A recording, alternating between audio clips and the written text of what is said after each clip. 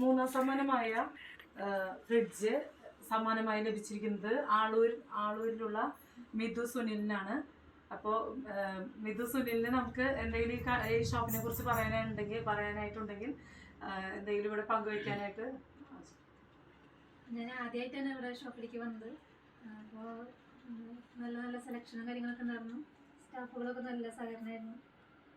എനിക്ക് ഭയങ്കര എല്ലാവരും പൊതുവെ പറയുന്നത് സ്റ്റാഫുകളൊക്കെ നല്ല സഹകരണം ഉണ്ടെന്ന്. കാരണം ഇവിടെ ഇങ്ങനൊരു കടയുള്ള കാര്യം അറിയില്ലായിരുന്നു. അപ്പോ നമ്മള് ഒരു ഡ്രൈവറാണ്. ഒരുപാട് സ്ഥലങ്ങളിലേക്ക് ആൾക്കാരെ കൊണ്ടിട്ട് കളക്ഷൻ പോവാറുണ്ട്. തൃശ്ശൂര് കുന്നങ്ങളെല്ലാം പോവാറുണ്ട്.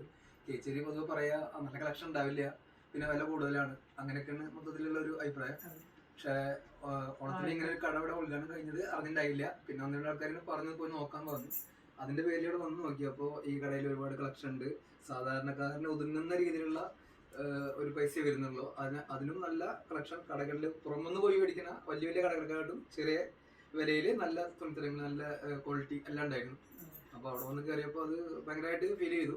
പിന്നെ അതുപോലെ ഒരു സമ്മാനം പദ്ധതിൻ്റെ അംഗാവാണ്ടി ഒരു കൂപ്പൺ എഴുതിയിട്ടു. പക്ഷെ അത് സാധാരണ എല്ലായിടത്തും നമ്മൾ എഴുതിയിടാറുണ്ട്.